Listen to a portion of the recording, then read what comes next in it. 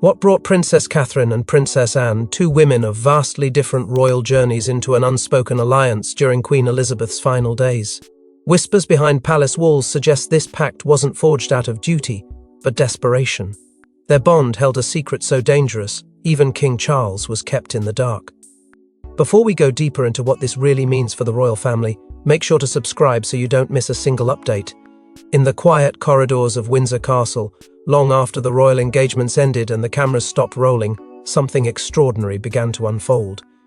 Princess Catherine, always composed, dutiful and refined, began meeting with Princess Anne in private, often late into the night. Staff were instructed not to disturb them. Curtains were drawn. No official schedules marked their encounters, but insiders whispered that what began as casual concern quickly transformed into something far more deliberate. These meetings, once occasional, became routine, as though the two women were planning something that had to remain unseen even by the king himself. What drove this sudden alliance? It wasn't just their shared grief or affection for the Queen, it was frustration. Both women, despite their years of loyalty, had been kept at arm's length from critical discussions regarding succession, constitutional duties and ceremonial legacy. Decisions were being made in closed rooms where Camilla's voice echoed louder than it should. Catherine, who had long deferred to protocol, found herself sidelined in moments that mattered most. And Anne, the Queen's most steadfast child, felt the traditions she helped uphold were slipping from her fingers. Their bond was not born of convenience, but of a growing realization.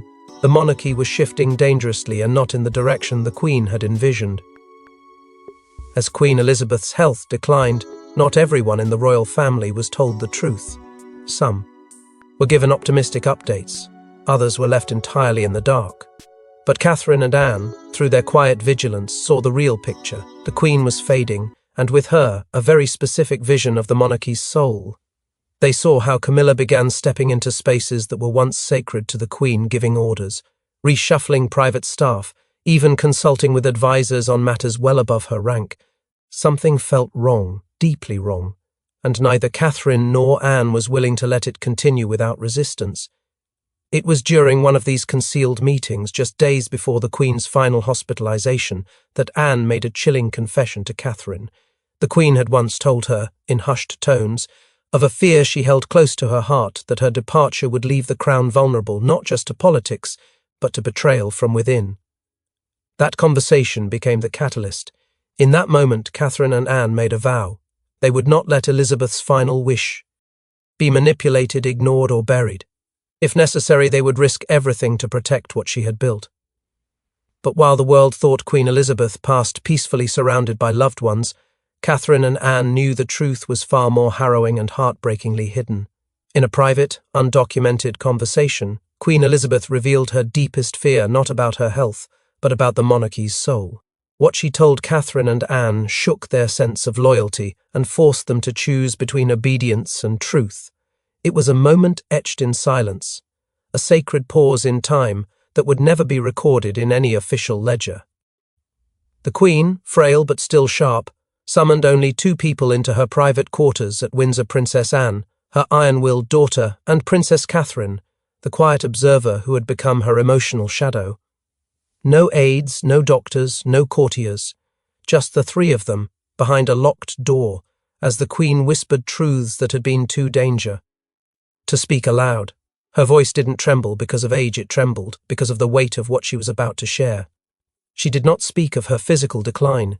Instead, she spoke of something far more unsettling, the monarchy's erosion from within.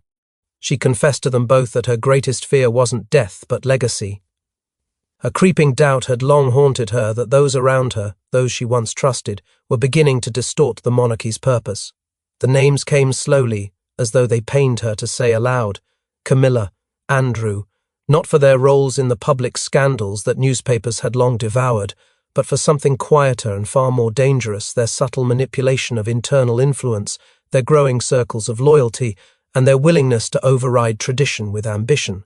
The Queen did not accuse them outright. She didn't need to. The look in her eyes said more than any decree ever could. Then came the regret. One decision, one signature she didn't know. Me it explicitly, but both Anne and Catherine understood. A moment in her reign that she now viewed as a misstep, a choice made under pressure that, in hindsight, had allowed cracks to spread beneath the surface of the crown. She had trusted that time and wisdom would correct it. Instead, it had festered. And now, nearing the end, she realized the future she envisioned for the monarchy was in peril. That's when she hinted at something Anne had never heard her mother mention before: a document, privately written, never published. A declaration she couldn't bring herself to make public for fear it would tear the family apart before she was gone. She left it unspoken but not unguarded. There were layers beneath the surface that Catherine and Anne now understood they had to uncover. As the room fell heavy with emotion, the Queen turned to her daughter and then to her granddaughter-in-law. With eyes glassed by tears she didn't bother to hide, she whispered the words that would live with the forever, protect the line. And to Catherine, with a knowing nod, she added, stand firm. These weren't requests. They were royal instructions. Her final hope wrapped in maternal desperation, and as the air in the room seemed to still completely, her final words brought the weight of 1,000 years down upon them both. They must never rewrite what I've built. But what was this mysterious document the Queen never published, and why did she fear its discovery would destroy everything? Rumours of a hidden letter began surfacing just days after the Queen's funeral. Locked inside Balmoral's West Wing, it was said to contain Queen Elizabeth's final instructions sealed away from Charles and Camilla. But who put it there, and who tried to destroy it? The royal household prides itself on order, protocol, and precision. Yet in the days following the Queen's death, something began to unravel. It started quietly with whispers among the staff of a letter. A senior footman, long regarded as of the Queen's most trusted shadows, reportedly told a junior aide that Her Majesty had left something behind. Not in London, not in Windsor, but deep within Balmoral, the Queen's most sacred refuge. Within 48 hours of this claim, the footman had vanished, retired suddenly, with no farewell, no record of transfer, and no public acknowledgement. It was as if the palace had erased him, and with him, any trace of what he might have known. Princess Anne's next move only deepened the mystery. In a decision that raised eyebrows among even the most seasoned courtiers, she arrived at Balmoral unannounced just 3 days after the funeral. No formal itinerary, no press coverage, no mention in the court circular. She arrived with a single aide and spent less than 12 hours on the estate. What exactly she did inside those castle walls remains unknown, but the timing, paired with the vanishing footman, ignited quiet panic behind the scenes. Those closest to Catherine noticed a sudden shift in her tone during public engagements. It was during a seemingly innocent walkabout that she uttered the chilling words, "Some truths are buried in stone." At the time, the comment was brushed off as poetic. In hindsight, it was a warning. Behind the scenes, Queen Elizabeth's infamous red box, the vessel that held daily state documents, showed signs of tampering. A trusted archivist reviewing the Queen's final box entries found a gap. An item had been logged, signed, then removed. The timing?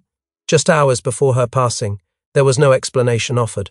And worse, when investigators requested the security footage from Balmoral's West Wing on the night in question, they found the footage had been wiped, not corrupted, not lost.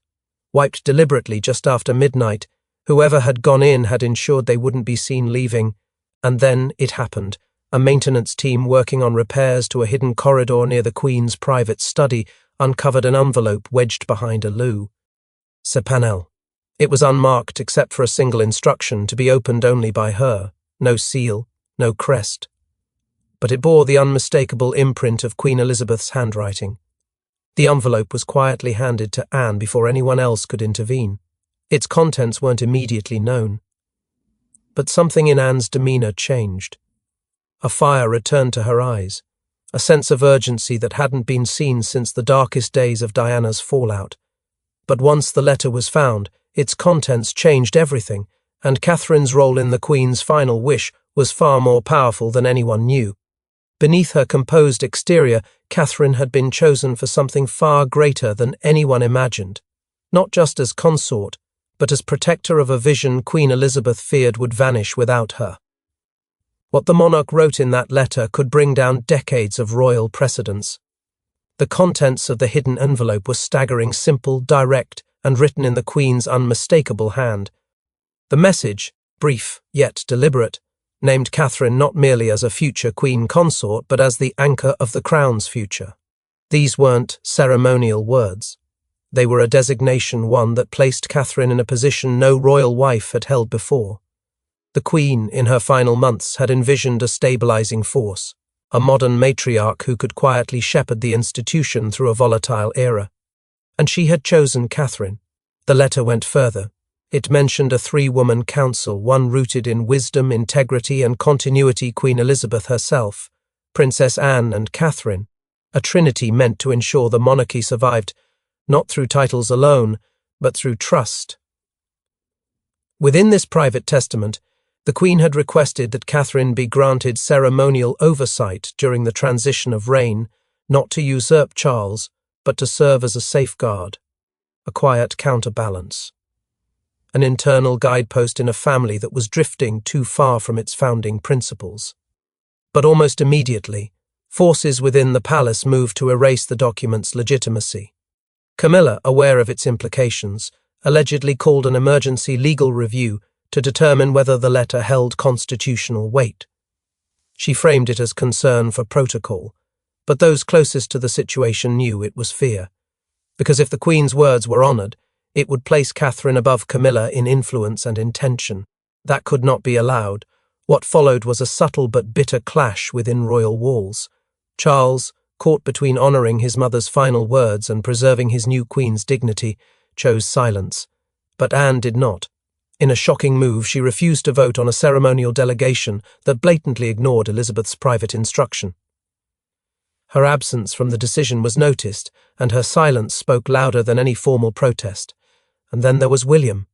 For the first time, he found himself divided not between duty and family, but between legacy and LA. He had always followed the path laid before him, but this letter threw everything into chaos.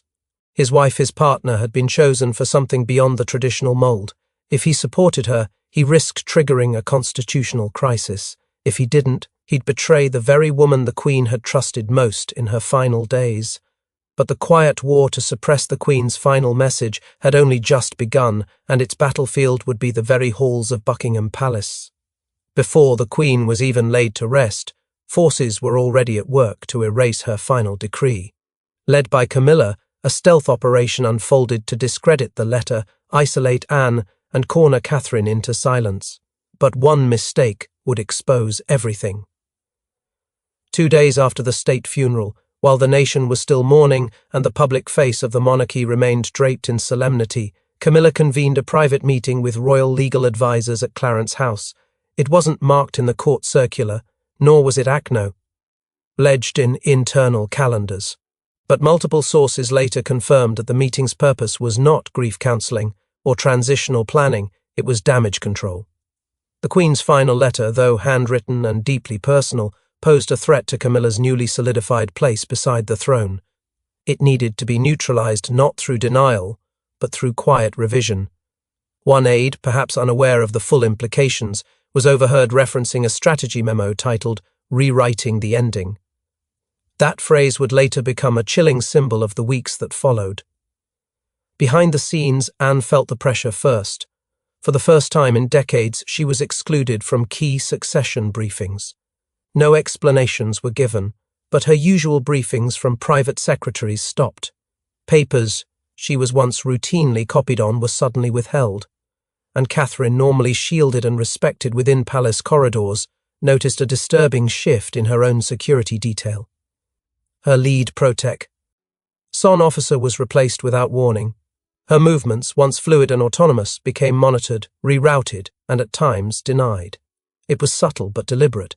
A silent message was being sent: step back or be sidelined. At Clarence House, a junior clerk reviewing archived royal correspondence stumbled upon something unusual. Files related to the Queen's final months had been duplicated, redacted, and in some cases rewritten entirely. The originals were missing, but buried deep in a locked drawer was a partial copy of the Queen's letter, misfiled under ceremonial protocols. The clerk, aware of the potential magnitude, reported the anomaly. Within 48 hours, they were quietly transferred to a new post abroad, no explanation offered. Then came the most unexpected fracture.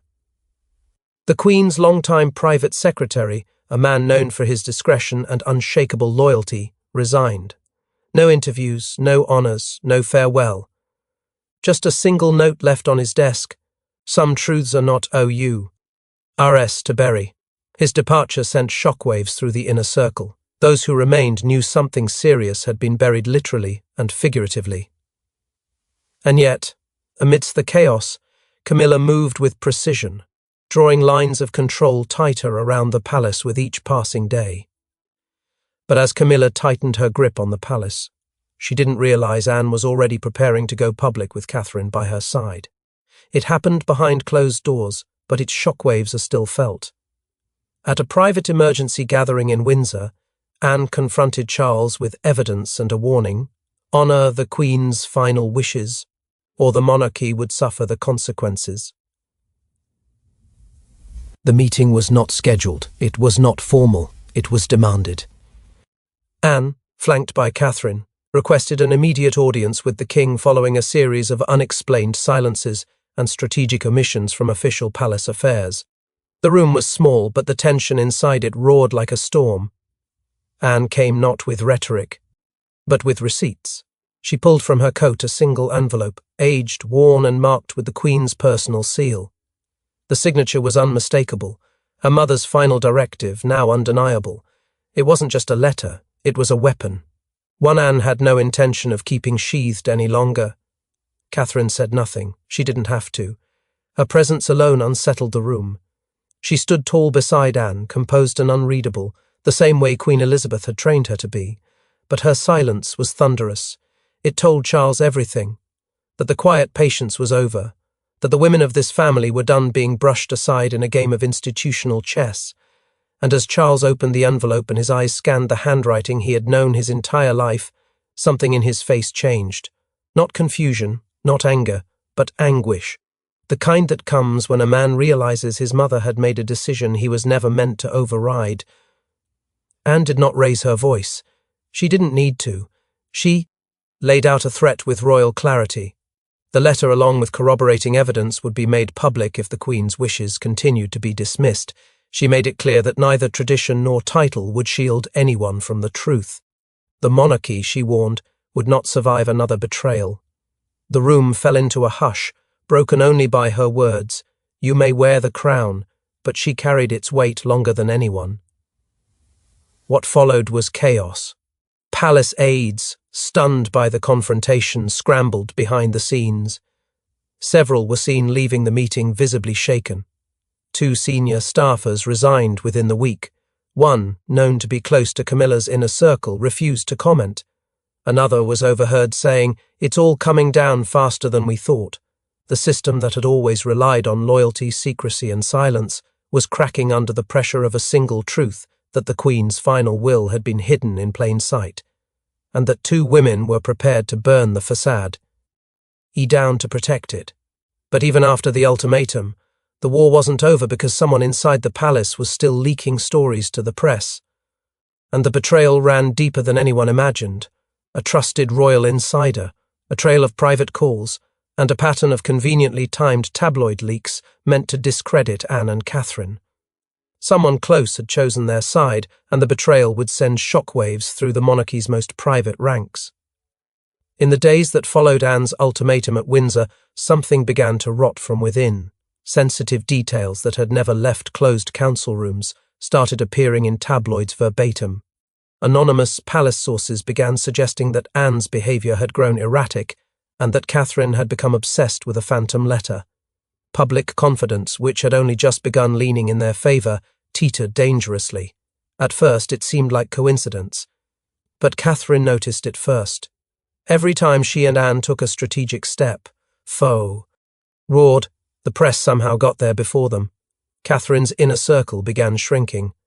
One by one, allies fell silent or distanced themselves. Invitations were rescinded, texts went unanswered. It wasn't just isolation, it was sabotage, and it was working. Behind closed doors, Anne launched a quiet probe into palace communications. What she found chilled her to the bone. One aide, a name she had once defended against scrutiny, had maintained regular, undocumented communication with a known PR strategist closely linked to Camilla's media team. The calls coincided almost perfectly with each leak. Worse still, private notes from an internal meeting between Anne, Catherine, and two senior advisors were published word for word in a Sunday front-page headline. There was no denying it now. Someone from within their innermost circle was feeding the other side. The betrayal wasn't accidental, it was calculated. Catherine, usually measured and diplomatic, began to unravel emotionally behind the scenes. Her instincts turned to paranoia, and for good reason. Even the Queen's private chapel, once the safest space for her to retreat to, wasn't secure. During a visit meant for quiet reflection, Anne discovered a discreet listening device hidden near the altar. It was a violation so personal, so symbolic, that for a brief moment, both women considered walking away from it all. But then came the final blow, a planted story suggesting Anne had manipulated the Queen into writing the letter, that it was all orchestrated to undermine the new king's reign. The article questioned her integrity, her loyalty, even her mental state.